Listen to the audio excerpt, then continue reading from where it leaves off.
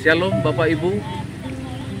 Dari Bumi Perkemahan Cibodas saya akan menyampaikan kebenaran firman Tuhan sebelum Bapak Ibu melakukan aktivitas sepanjang hari ini, yang terambil dari 2 Raja-Raja 4 ayat yang ke-17. Demikian firman Tuhan. Mengandunglah perempuan itu, ia melahirkan seorang anak laki-laki, dan pada waktu seperti itu juga pada tahun berikutnya seperti yang dikatakan Elisa kepadanya. Bapak Ibu Saudara, tema dari renungan kita hari ini masih berbicara tentang ketulusan. Segala sesuatu yang kita lakukan karena gerakan Roh Allah akan menghasilkan ketulusan. Kalau hari-hari ini kita sedang berbicara tentang ketulusan, maka saudara, di sini saya mengatakan begini, orang tulus itu tidak akan ada modus apapun. Sebab ketulusannya datang dari hati, mengalir dari hati, dan memang itu dikerjakan oleh Roh Kudus dalam kehidupan kita. Pernahkah kita berkata ketika seseorang berbuat sesuatu, mereka berkata, itu modus. Tetapi perempuan Sunam janda kaya ini melakukan yang terbaik kepada apa yang sudah memang ada dalam hatinya. Dia menyediakan segala sesuatu, membuat kamar, bahkan memberikan pelayanan yang terbaik untuk setiap orang, bahkan abdi Allah. Dan dia berkata bahwa dia sudah menyediakan yang terbaik.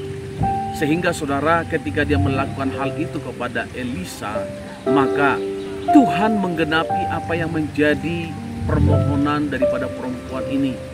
Saudara yang kasih nama Tuhan Yesus, perempuan ini melakukan ketulusan bukan karena ada motivasi apapun dalam hidupnya.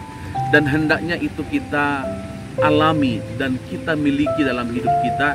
Hendaknya kita memiliki ketulusan tanpa motivasi apapun. Ketika engkau menyembah Tuhan dengan ketulusan, Tuhan melihat dari surga. Ketika kita melakukan ketulusan hati dalam melakukan pelayanan, melakukan kebaikan, ketika kita murah hati dengan tulus hati, maka Tuhan melihatnya. Apakah saudara ada modus ketika berbuat sesuatu? Saya percaya tidak. Karena apa? Karena Kristus tinggal dalam hati kita yang mengerjakan lewat Roh Allah, sehingga kita memiliki ketulusan yang luar biasa.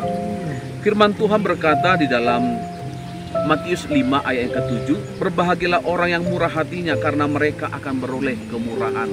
Ketika ketulusan hati, ketika kita memiliki hati yang bermurah hati kepada siapapun, maka kita menerima yang namanya kemurahan. Itu sebabnya saya percaya tidak ada motivasi apapun dalam kehidupan kita, tidak ada modus dalam kehidupan kita, karena kita adalah orang-orang yang tulus, yang dikerjakan oleh Roh Kudus dalam hati kita. Dan saya berdoa sepanjang hari ini, ketulusan itu akan dialami oleh banyak orang di sekitar kita, dan ketulusan itu membawa kemurahan Allah bagi setiap kita. Dan berbahagialah karena engkau adalah orang-orang yang bermurah hati. Dan ketika engkau melakukan segala aktivitas, saya berdoa kemurahan Tuhan melimpah dalam hidupmu. Tuhan Yesus memberkati.